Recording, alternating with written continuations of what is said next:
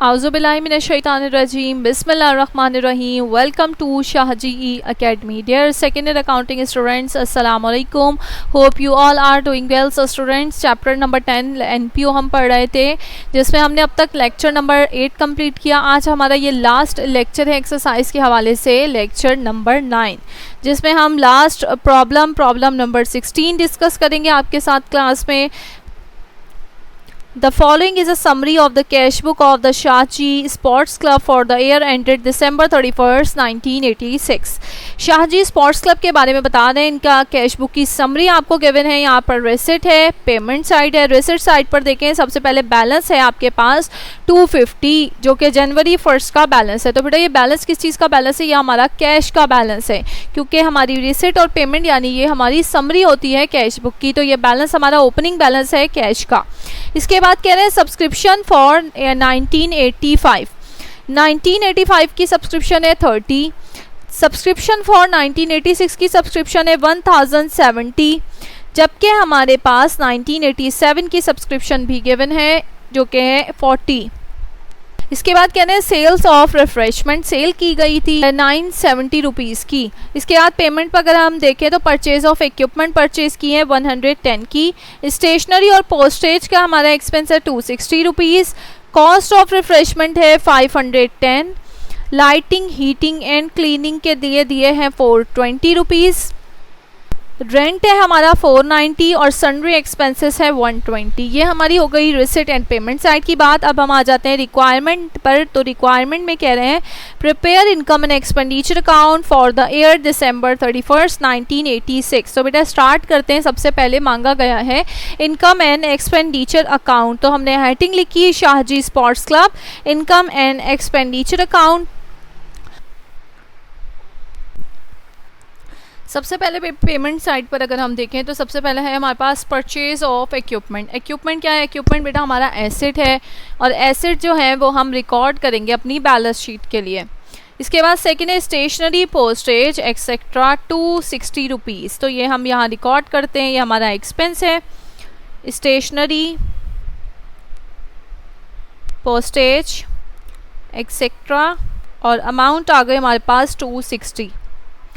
इसके बाद थर्ड पर है कॉस्ट ऑफ रिफ्रेशमेंट 510. रिफ्रेशमेंट की कॉस्ट बताई जा रही है, ये भी हमारा एक्सपेंस है. Cost of refreshment.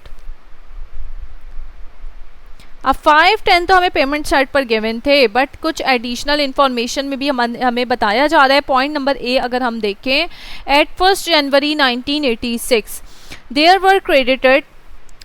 Were creditors for refreshment of rupees 40 rupees जो है वो पहले से यानी हम पे कर चुके हैं. पेमेंट हो चुकी है रिफ्रेशमेंट की 40 रुपीज़. तो ये 40 रुपीज़ बेटा हम यहाँ से लेस कर देंगे, क्योंकि ये पहले से पे हो चुके थे. तो हमारे पास जो कॉस्ट अभी है, हमारा एक्सपेंस है, वो हमारा कितना रिमेनिंग है? एक्सपेंस हमारा 470 का अभी है. थर्ड पर अगर आए इसके बाद हम, तो लाइटिंग, हीटिंग एंड क्लीनिंग है 420 रुपीज़. ये भी हमारा एक्सपेंस है. एज इट इज़ हम यहाँ नोट डाउन कर देंगे एक्सपेंडिचर साइड पर.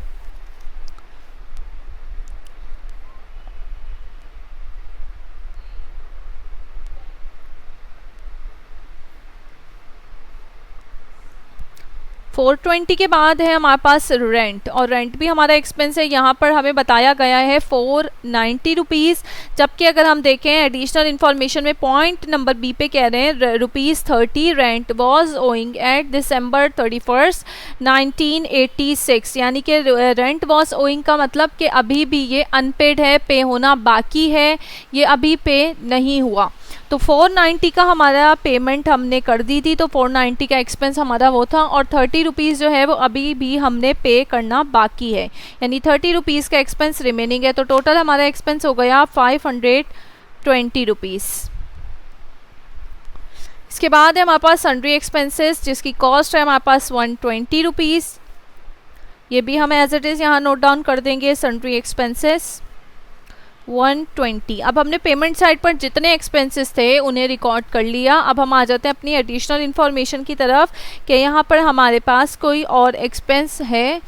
तो यहाँ पे बेटा हमारे पास लास्ट अगर हम देखें, it is a policy to charge depreciation at a rate of 20% on equipment in the club position at year end. Depreciation के बारे में बताया जा रहा है और डेप्रिसिएशन हमारा एक्सपेंस होता है, कहने के इक्विपमेंट का 20% जो होगा वो हमारा डेप्रिसिएशन बन जाता है।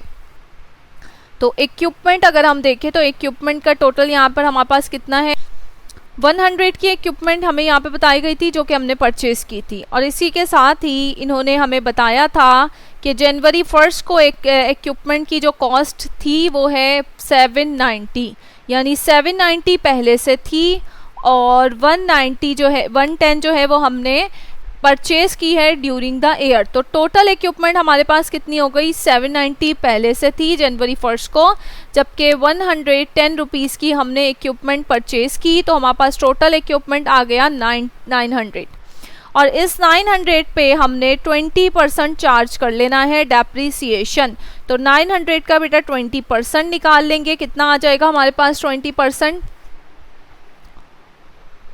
180 रुपीज़। ये आ गए हमारे टोटल एक्सपेंडिचर। अब इनकम साइड पर आ जाते हैं। इनकम साइड पर अगर हम देखें, इनकम को हम कहाँ तलाश करते हैं, रिसिट साइड पर। तो रिसिट साइड में हमें सबसे पहले क्या बता रहे हैं, सब्सक्रिप्शन। अब देखिए हमें यहाँ पे 3 सब्सक्रिप्शन दी गई हैं, 1985 की, 86 की और 87 की, जबकि हम जो बना रहे हैं इनकम एक्सपेंडिचर अकाउंट वो बना रहे हैं 1986 का। तो बेटा जिस ईयर का हम बना रहे होंगे उसी ईयर का हम जो है रिकॉर्ड करेंगे, ना हम प्रीवियस ईयर का रिकॉर्ड करेंगे ना हम नेक्स्ट ईयर का रिकॉर्ड करेंगे। तो 1986 की सब्सक्रिप्शन लेनी है हमें जो कि है 1070 रुपीज़। अब सब्सक्रिप्शन के हवाले से बेटा एडिशनल इन्फॉर्मेशन में भी हमें बताया गया है, जनवरी 1, 1986 The club equipment was value 790, subscription in areas amounting to ₹30। ये हमारी सब्सक्रिप्शन कब की बता रहे हैं, ये जनवरी 1, 1986 को बताई गई है, यानी कि ये ओपनिंग जो है हमारी ये ओपनिंग डेट थी जनवरी 1, तो opening start of the year की बता रहे हैं।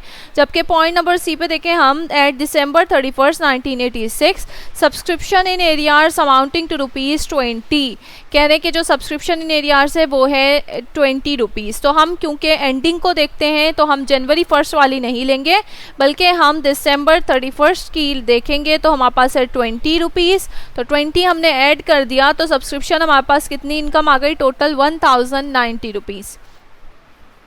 इसके बाद हमारे पास sales of refreshment 970।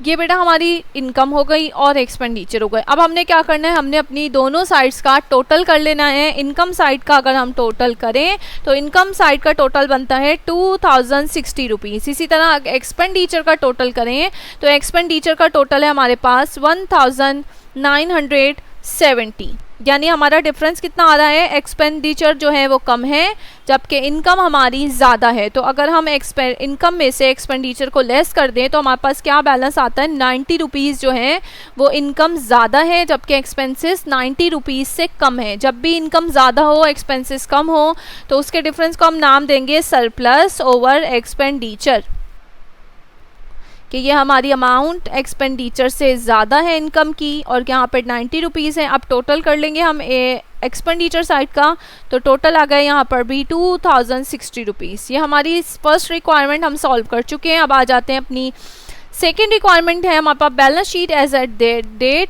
Taking into accounts the following.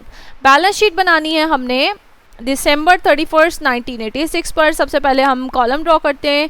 First column सबको पता है एसेट होता है, सेकंड हम इक्विटी साइड पर आते हैं। स्टार्ट करते हैं बैलेंस शीट। सबसे पहले हमारे पास आ जाएंगे करंट एसेट्स, और करंट एसेट्स में बेटा हम लिखेंगे सबसे पहले अपना कैश। और बैलेंस शीट में हम हमेशा एंडिंग बैलेंसेस को देखते हैं, ओपनिंग बैलेंसेस को मेंशन नहीं करते। तो यहाँ पे देखें एंडिंग जो है क्लोजिंग, ये हमारे पास क्या होती है, रिसिट और पेमेंट हमने पहले भी कहा, ये हमारी समरी होती है कैश बुक की। तो यहाँ पे देखें हमें क्लोजिंग निकाल कर नहीं दिया गया, बैलेंस एट स्टार्ट तो बताया गया है लेकिन क्लोजिंग बैलेंस क्योंकि हमें नहीं गिवन, तो क्लोजिंग बैलेंस बेटा हम खुद से निकालेंगे। किस तरह निकालेंगे, टोटल रिसिट में से टोटल पेमेंट को लेस कर देंगे। तो पेमेंट साइड का हमारा टोटल कितना है, पेमेंट साइड का हमारा टोटल है 1910 रुपीज़। ये हमारी टोटल पेमेंट है। हमने क्या कहा, कंप्यूटेशन जो हम करेंगे क्लोजिंग बैलेंस की, computation of closing balance of cash, और कैश का क्लोजिंग बैलेंस हम किस तरह निकालेंगे, total receipts less total payments. तो टोटल पेमेंट तो बेटा आ गई हमारे पास 1910 रुपीज़। इसी तरह हम रिसिट साइड का टोटल करते हैं। तो टोटल रिसिट यानी हमने अपनी ये रिसिट साइड का जब टोटल किया तो हमारे पास अमाउंट आ गई 2360 रुपीज़। इसी तरह हमने अपनी इस पेमेंट साइड का टोटल किया तो अमाउंट आ गई हमारे पास 1910 रुपीज़। अब हम टोटल रिसिट में से टोटल पेमेंट को माइनस कर देंगे तो अमाउंट आ गई हमारे पास 450। यानी ये हमारा क्या है, ये हमारा क्लोजिंग बैलेंस है कैश का, जो कि हमने यहाँ अपनी बैलेंस शीट में लिखेंगे 450 हमारा कैश है। इसके बाद देखते हैं क्या हमारे पास कोई और करंट एसेट्स मौजूद हैं यहाँ पर। तो एडजस्टमेंट में अगर हम देखें तो यहाँ पे हमारे पास पॉइंट नंबर सी पे कह रहे हैं December 31 1986 subscription in arrears amounting to ₹20। Subscription in arrears यानी ये हमारा सब्सक्रिप्शन रिसीवेबल है, अभी तक हमें रिसीव होना बाकी है। तो ये हमारा क्या कहलाएगा बेटा, ये हमारा रिसीवेबल जो होता है वो हमारा करंट एसेट्स होता है। तो ये सब्सक्रिप्शन इन एरिया 20 रुपीज़ ये हमारा यहाँ करंट एसेट्स से हम रिकॉर्ड करेंगे इसे।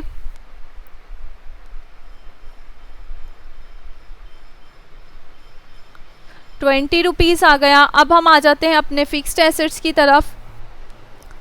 तो फिक्स्ड एसेट में हमारे पास है सबसे पहले इक्विपमेंट।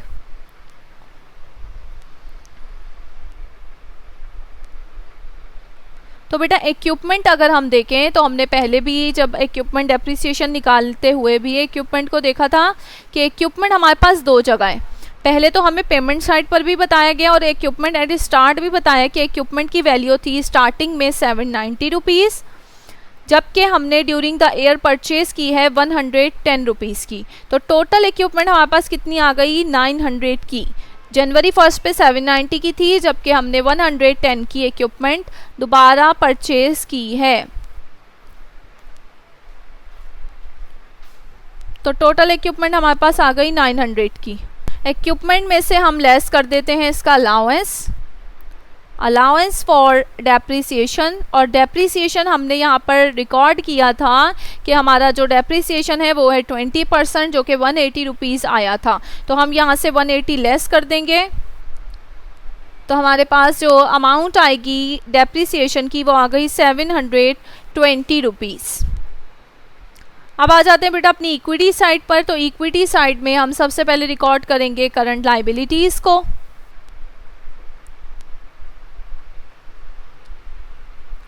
और करंट लायबिलिटी में हमारे पास है point number B, ₹30 rent was owing at December 31 1986। यानी कि ये रेंट वॉज ओइंग अभी भी पे करना बाकी है, ये हमने पे नहीं किया, हमारा एक्सपेंस है लेकिन हमने पे नहीं किया है। तो यानी कि हमारा रेंट पेबिल है, और रेंट पेबिल जो होता है वो हमारा लायबिलिटी होती है, एक्रूड है, ये आउटस्टैंडिंग है, पे नहीं हुआ, अनपेड है। तो इसे हम यहाँ नाम देंगे एक्रूड रेंट का।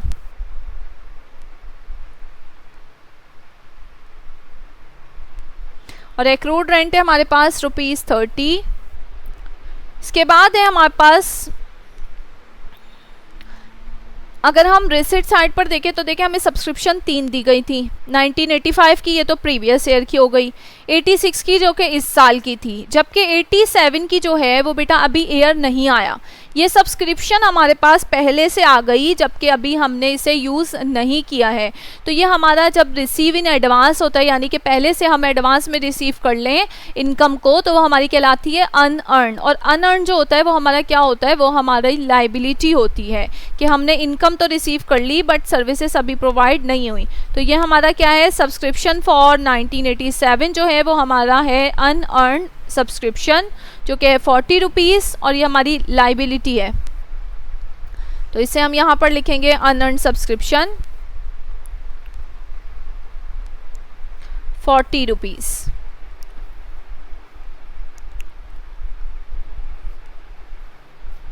इसके बाद लिखेंगे हम एक्यूमुलेटेड फंड, और सबको पता है कि एक्यूमुलेटेड फंड हम इक्विटी की जगह रिकॉर्ड करते हैं एनपीओ में, और एक्यूमुलेटेड फंड हमें क्वेश्चन में गिवन नहीं होता, इसलिए हमें खुद से फाइंड आउट करना पड़ता है एक्यूमुलेटेड फंड। तो बेटा सबसे पहले हम हेडिंग लिखते हैं computation of opening balance of accumulated fund. अब एक्यूमुलेटेड फंड निकालने के लिए तमाम चीज़ें जो आपको asset minus liability, accumulated fund का फॉर्मूला क्या है, एसेट्स माइनस लाइबिलिटी। तो बेटा एसेट्स भी हम जनवरी 1 के ही लेंगे और लाइबिलिटी भी हम स्टार्टिंग की लेंगे, क्लोजिंग या ड्यूरिंग द ईयर की कोई लाइबिलिटी या कोई एसेट हम नहीं लेंगे। तो सबसे पहले हमारे पास हमें एक एडिशनल इंफॉर्मेशन में बताया गया था at January 1, 1986 the club equipment was value 790। Equipment थी हमारे पास जनवरी 1 को 790, और इक्विपमेंट हमारा क्या होता है, एसेट होता है। अब देखें यहाँ पे परचेज किया हुआ जो था वो हमने नहीं लेना, सिर्फ जो जनवरी 1 को होगा सिर्फ और सिर्फ हमने वो ही लेना है। एंडिंग डेट पर या ड्यूरिंग द ईयर का कोई एसेट या लाइबिलिटी हम नहीं लेंगे। तो जनवरी 1 पर इक्विपमेंट है हमारी 790 रुपीज़, तो हम यहाँ पर इक्विपमेंट ले लेंगे 790 रुपीज़। इसके साथ ही जनवरी 1 पर हमें क्या कह रहे थे, subscription in arrears amounting to ₹30। तो ये हमारा क्या है, ये हमारा रिसीवेबल है। तो रिसीवेबल क्या होता है, हमारा एसेट होता है, सबको पता है। तो ये रिसीवेबल भी बेटा यहाँ पर हम ऐड कर देते हैं सब्सक्रिप्शन इन एरियाज को, और अमाउंट है हमारे पास 30। इसके बाद तीसरी चीज़, ये हमारी कैश बुक की समरी थी। तो कैश भी हमारा क्या है, कैश हमारा एसेट होता है। तो जनवरी 1 पर जो हमारा बैलेंस है कैश का वो है 250। तो हम ओपनिंग बैलेंस ले लेंगे कैश का, यानी कि 250 रुपीज़। टोटल कर लेते हैं अपने एसेट्स का। तो टोटल एसेट है हमारे पास 1070 रुपीज़। अब इसमें से हम लेस कर देंगे लाइबिलिटीज़ को, और लाइबिलिटी भी हमने ओपनिंग देखनी है कि स्टार्ट में हमारे पास क्या लाइबिलिटी थी। तो इसी के आगे जो हम पॉइंट पढ़े, पॉइंट नंबर ए, यहाँ पे जनवरी 1, 1986 का था, क्या कह रहे हैं, there were creditor for refreshment of ₹40। ये हमारा क्रेडिटर था, ये हमारी लाइबिलिटी थी जो स्टार्टिंग में थी 40 रुपीज़। तो यहाँ पे हम ले लेंगे अपनी लाइबिलिटी को, क्रेडिटर फॉर रिफ्रेशमेंट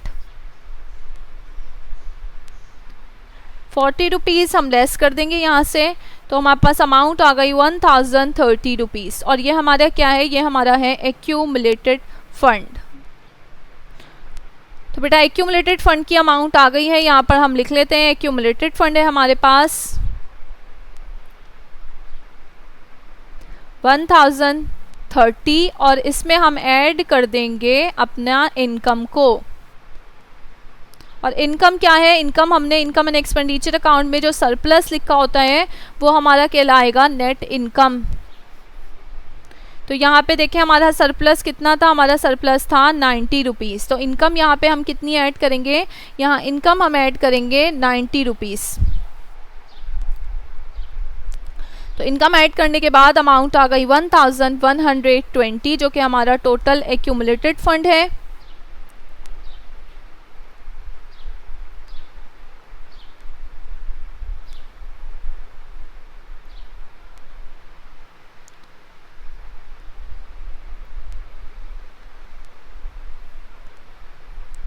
अब हम बेटा दोनों साइड्स का टोटल कर लेंगे। टोटल एसेट, तो एसेट का हमारा टोटल कितना आ जाएगा, 450 में प्लस करेंगे 20, इसके बाद प्लस कर देंगे हम 720। तो हमारे पास टोटल एसेट आ गया हम 1190। इसी तरह हम आ जाते हैं अपनी इक्विटी साइड पर। तो इक्विटी साइड पर देखें 30 + 40 होगा 70, इसमें हम प्लस करेंगे 1120 रुपीज़। तो टोटल इक्विटी आ गई हमारे पास 1190 रुपीज़। ये हमने अपनी बैलेंस शीट भी मेंटेन कर ली। इसके साथ ही बेटा हमारी दोनों रिक्वायरमेंट सॉल्व कर चुके हैं हम। 2 ही रिक्वायरमेंट पूछी गई थी, इनकम एंड एक्सपेंडिचर अकाउंट बनाया हमने और सेकंड हमने बैलेंस शीट बनाई। बैलेंस शीट बनाते हुए आपने ख्याल रखना है हमने क्लोजिंग बैलेंसेस लेने हैं। कैश का क्लोजिंग बैलेंस सम टाइम हमें गिवन होता है जो कि पेमेंट साइड पर नज़र आ जाएगा अगर गिवन होगा तो, और अगर गिवन नहीं होता तो हम खुद से फाइंड आउट करेंगे किस तरह के रिसिट का टोटल करेंगे, पेमेंट का टोटल करेंगे, टोटल रिसिट में से टोटल पेमेंट माइनस कर देंगे तो हमारे पास कैश का बैलेंस आ जाएगा जो कि एंडिंग बैलेंस होगा। इसके साथ ही एक्यूमुलेटेड फंड हमारे पास नहीं होता जो कि हमें निकालना पड़ता है, और एक्यूमुलेटेड फंड निकालते हुए आपने ख्याल रखना है कि हमने जो भी एसेट्स और लाइबिलिटीज़ लेनी है वो जनवरी 1 की होनी चाहिए, यानी स्टार्टिंग की लेनी है, एंडिंग की या ड्यूरिंग द ईयर की हमने कोई एसेट या कोई लाइबिलिटी नहीं लेनी। इसके बाद आ जाते हैं बेटा होमवर्क की तरफ। तो प्रॉब्लम नंबर 17 जो है वो आप लोगों का होमवर्क है। प्रॉब्लम 17 में आपके पास 3 रिक्वायरमेंट है। सबसे पहले आपने ट्रेडिंग अकाउंट बनाना है रिफ्रेशमेंट का, इनकम एंड एक्सपेंडिचर अकाउंट बनाना है और बैलेंस शीट बनाना है। ट्रेडिंग अकाउंट हम प्रीवियस लेक्चर में पढ़ चुके हैं, अगर नहीं पढ़ा तो आप दोबारा से प्रीवियस लेक्चर देख सकते हैं। और ये तीनों रिक्वायरमेंट्स आपने होमवर्क में सॉल्व करनी है। इंशाल्लाह नेक्स्ट लेक्चर नंबर 10 जो होगा हमारा एनपीओ का, वो हमारा लास्ट लेक्चर होगा, हमारे इस टॉपिक का भी और हमारे सिलेबस का भी लास्ट लेक्चर होगा। सो इंशाल्लाह बेटा नेक्स्ट लेक्चर में आपसे मुलाकात होगी। Thank you for watching this lecture. अल्लाह हाफिज़।